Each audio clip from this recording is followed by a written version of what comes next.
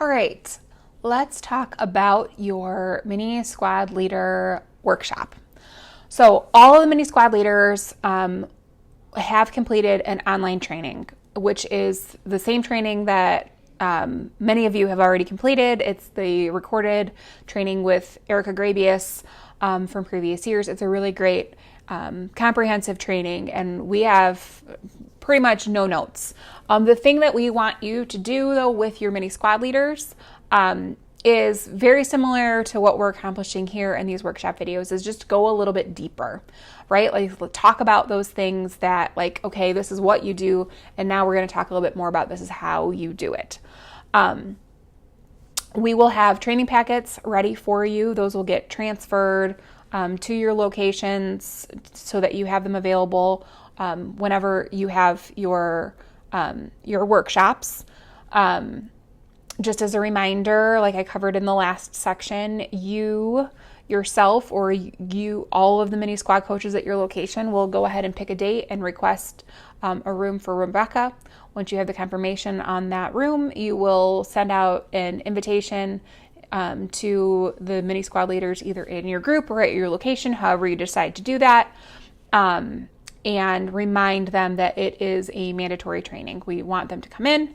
We want them to be able to go deeper. This is where you're going to get to do your location-specific training, which is really, really important. It really helps throughout the year when you can get those things done.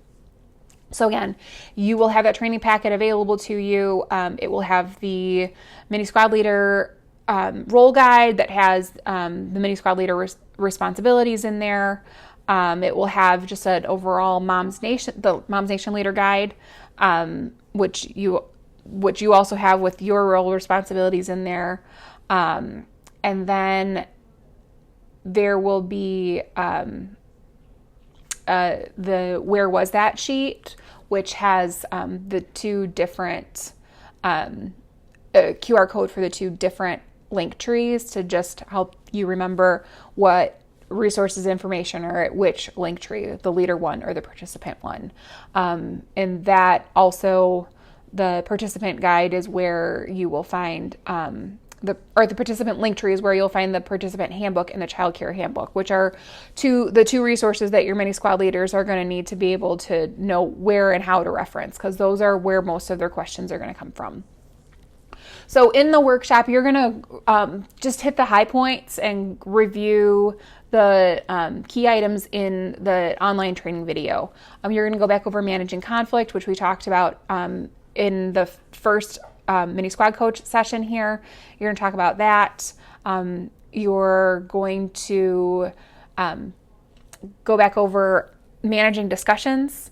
One of the best tools that we've ever implemented in that small group time is the Strive for 5 rule. And we talk about that in the training, but just as a reminder, this is a tool for voices that take over, but also for those who tend to stay quiet and not open up and participate in conversations very often. We call it Strive for 5. And what you do, you can do it a couple of different ways. You can ask people to just think about in conversations, if you're thinking about a scale from 1 to 10, with 1 being I tend to be really, really quiet in conversations and be more of a listener, and 10 being I'm the chatty Cathy, I'm the one who's always talking. Think about where you land on that continuum and just pick a number. All right, so if you're a little chattier, maybe you're an 8 or a 9. If you're really quiet, maybe you're a 1 or a 2. And then think about that number in your head. Whatever that number is, we want everybody to strive for 5. We want, and unless you're a 5, this is going to be uncomfortable for everybody in your group. Because if you're really chatty, it's going to take self-restraint to pull back a little bit and be quiet to give other people the space to speak. And if you're not super chatty, it's going to be a little uncomfortable for you to participate a little bit more than you're comfortable with.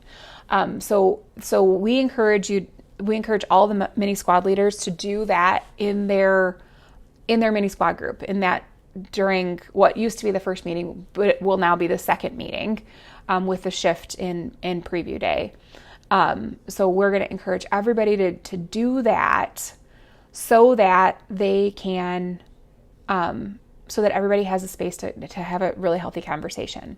Now, the mini squad leader is also going to have to help manage this, because they're going to be your chatty people who don't always keep themselves in check. And so they're going to have to, you're going to want to give them tools to help navigate the conversation and just be like, hey, I thank you so much for what you've shared. I want to take a chance and now hear from Jane. And you're going to pick on somebody who's going to be a little quieter. And when I say pick on, I don't mean like pick on. I mean like choose them to participate in the conversation and redirect that conversation just gently away from the talkative person and towards someone that hasn't had an opportunity to share yet in the discussion. We're not making it mandatory. Please make sure that your mini squad leaders know it's not mandatory for everybody to speak. I've heard of groups like going around a circle and making everybody speak and making everybody comment. That's not necessary. That can be a little bit much. We still want to give people who genuinely don't have anything to contribute the opportunity to just kind of opt out and say, I'm just really enjoying listening. I don't have anything to say right now. That's okay. It's okay. We just want to make sure that that everybody's feeling included and that they can participate in a way. Also in discussions, we're going to ask that you train your mini squad leaders to be mindful of off-topic discussions. And this can be a tricky one to navigate. So for most of your groups, you're going to have obviously those discussion questions that are going to help guide the conversation. We're going to ask you to keep on topic. Those speakers, we spend money to bring in speakers, which we think are giving valuable information. We want to give moms the opportunity to decompress what they just heard and have a conversation around that. We obviously want to give space to have like check-ins, but the bulk of the conversation should be around the discussion questions to really add value to the speaker that you heard from. So please make sure that your mini squad leaders are hearing that those discussion questions are really not optional. They really are meant to help drive your conversation. Now, if you only get to one discussion question because your discussion was so good, that's totally fine. But your discussion shouldn't veer off of being on the topic of those discussion questions. We talked a little bit earlier about heated topics. If there's respectful dissent, totally fine. If people start really butting heads, that is the moment that conversation should be shifted and okay, like let's move on. Let's go to the next question and just cut it off. So just giving them the tools and talking through that, steering conversations and managing conversations is generally one of the toughest parts. So a bulk of your conversations can and should be around just managing discussions and how to encourage conversation and how to kind of steer those stronger personalities. You should also in your workshop be talking about food.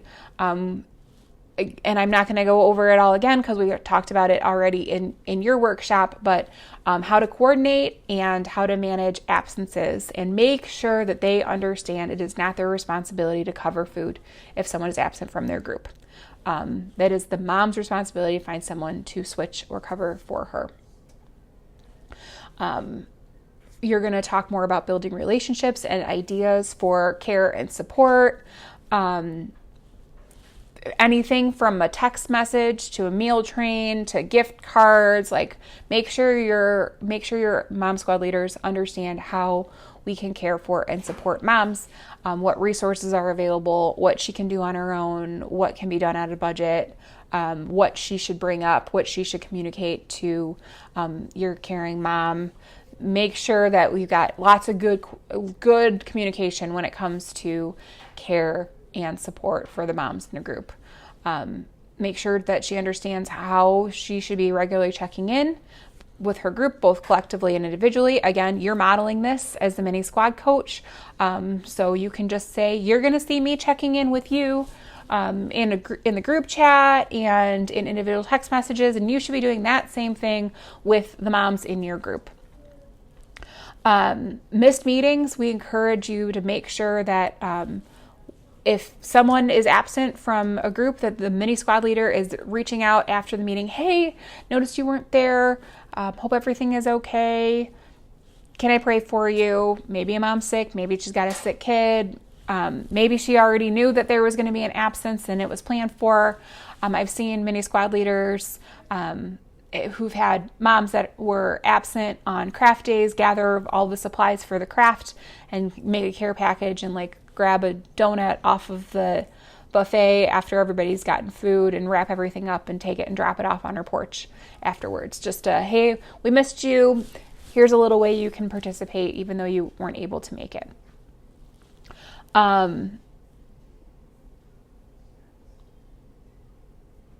And then again, if in those conversations, if you hear that she might need some care, just make sure that that gets communicated with the caring mom if it's appropriate. You will want to have a conversation about encourager moms and how to utilize them well. If you don't understand how to utilize them well and you have them and you want to understand, we could have a separate conversation about that. I'm not going to take too much time because most groups don't have encourager moms anymore, and I'm not going to make you all sit through all of that. So if you need help navigating encourager moms, reach out to me and we will have that conversation. The other thing that you're going to want to talk about and just name from the beginning of the year is what to do if your group doesn't gel. This happens frequently, not all of the time, but it does happen often enough that it's just a thing. Sometimes you have a small group that just doesn't gel. The conversation isn't great, that nobody wants to get together outside of your normal group. It just happens. Please make sure that your mini squad leaders know that this is likely not anything that she is or is not doing. Sometimes personalities just don't gel. And we just want to encourage mini squad leaders to continue to just make the best of what they have. Maybe planning things with some other groups and just encouraging participation in large special events and not just doing things with just your group are really great ways to navigate that. Sometimes playing more games in your mini squad team or mini squad time can help loosen things up a little bit, but sometimes it just doesn't work. Sometimes it's just not the right mix of people, and it's just tricky. So this should never feel like a personal failing of theirs. Just make sure that they know that sometimes it just happens. Sometimes groups just don't mesh well. In your workshop, you will also want to go through location specifics. This is a great time to bring in your foodie mom and have her do kitchen training, and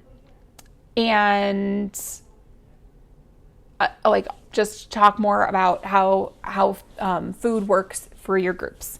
So that's it's seriously the best use of your time, and bringing her in and making sure that she communicates all of those things so that all of your mini squad leaders have that information and can share it with their groups. You're going to want to know how to clean up when it's your turn to clean up. All of those things. Make sure that they understand that when you bring in food, you also clean up, that cleanup gets done during group time, not after group time, that you should be done with that so that you can go get your kids, and that you're not having to do all of that. We are scheduled to have that space until your meeting time ends. We want to just respect the space that we're being given and not extending a cleanup time after that, and childcare and all of those things. Making sure they understand food storage. We don't store any open food on site. There are very few exceptions to this, but because there's generally 2 weeks between meetings, it's just not safe to store food that has been opened or has an expiration. Anything perishable needs to be taken home. So the general rule of thumb is if you bring it, it goes home. We don't leave it there.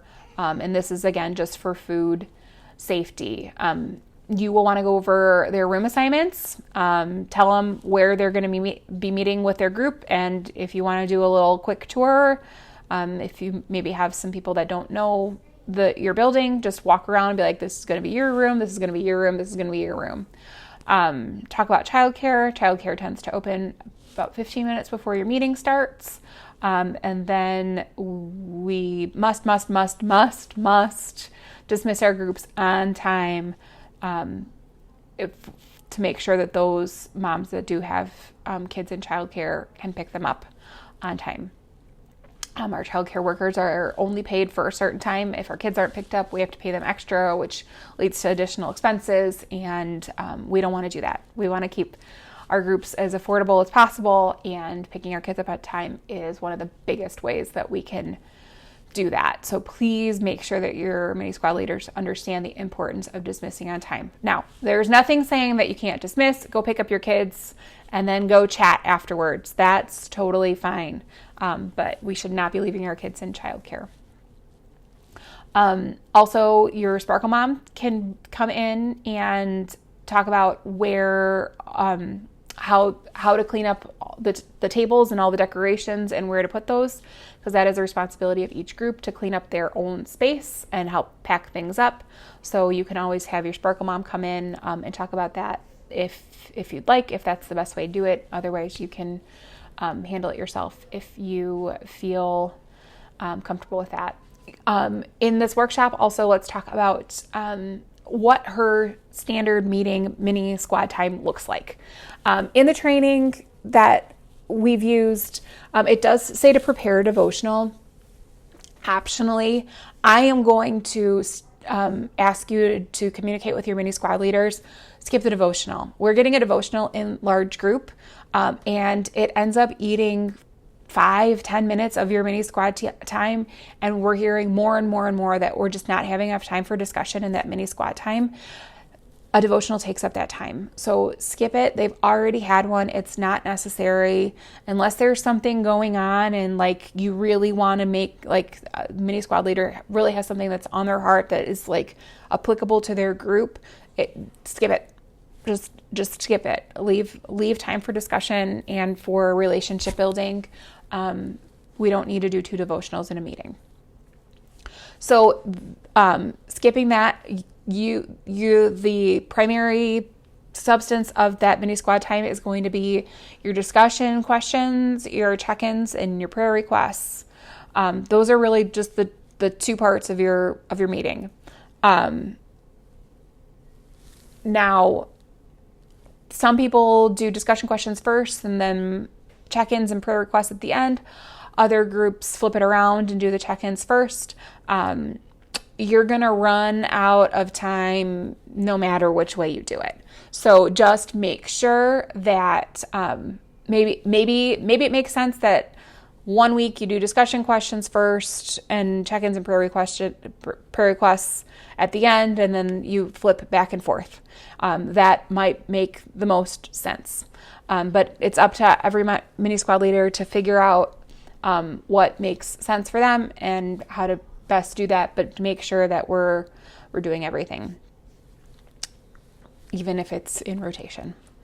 And again, just cannot stress to make sure that we dismiss on time. And sometimes that means that you go around the room and you ask for a prayer, everybody's prayer requests, and you get to the last prayer request, and the prayer becomes, Lord, you've heard all of our requests.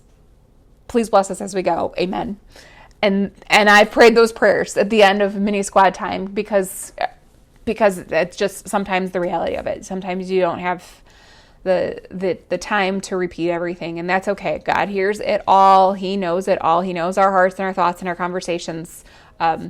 It's okay if your prayer ends up being very abbreviated.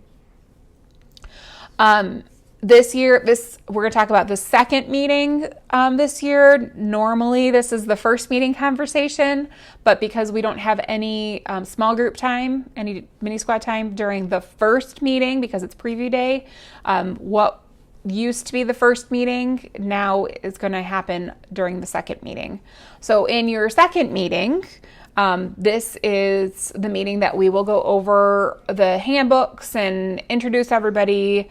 And in your small group time, that's when your mini squad leaders are going to want to plan some sort of icebreaker, get to know you activity. They're going to want to set up their group text chat if they haven't already, go over those expectations, the participant handbook, and that Strive for 5 activity. So those are the things. And again, that Strive for 5 activity, you're going to present them with that continuum. You can ask them to think about a number. You can also alternatively encourage them to write their number down on a Post-it and share their number with everybody. This is another great get to know you activity. And that way the whole group can know, this person tends to be chatty, this person tends to be more quiet, and you can kind of help hold each other accountable. It doesn't just have to be that one person. So that's another way that you can do it. And you can go over both of those ways with your mini squad leaders. You're also going to want to just go over and give them expectations of what they should expect from your mini squad leader meetings, how they should come prepared, what they should, what they can expect in the meetings. Tell them to gather comments and feedback from their mini squads or their own personal feedback about speakers, activities, etc. A list of care needs that they might have for the moms in their groups, or the high-low grow activity. If you're going to do that, make sure that you're just explaining what that is, and letting them know ahead of time so they can think about it and not feel put on the spot in your meeting. You'll have much more meaningful conversation if you give heads up instead of just doing a off-the-cuff, real quick kind of improv thing. And then you'll go over the changes for this year that we discussed. The kickoff event that's going to happen between August 31st and your first meeting, preview day on your first meeting. The fact that all of your first meeting things now will happen during your second meeting instead of your first, that they're going to get their group list after the first meeting but before the second meeting. Those are the big things that you're going to want to highlight for your mini squad leaders, because we are creatures of habit and we are very used to the old way. Give them a time for question and answer. Make sure that you communicate your mini squad leader meeting dates out, and that should be good. I'd give yourself at least an hour, maybe an hour and a half to get through those things. Again, you're not training them. They've already done the training. You're just going deeper on the things that they've been trained on to make sure that they really understand and that you can work through any confusion before they get into it. And like I said, you're going to have all the materials. There is a link for an agenda that's in the email that you got for this training, and you really don't have much to do other than just familiarize yourself with everything and pick a date. So that's all I have. If you have questions about anything, I am available. You can shoot me an email. I have relatively limited hours during the summer, but I am pretty responsive, and I'm here to help any way that I can. Thanks so much for tuning in. We appreciate everything that you do. Your role is so critical and so important and really makes a huge difference. Enjoy the rest of your summer.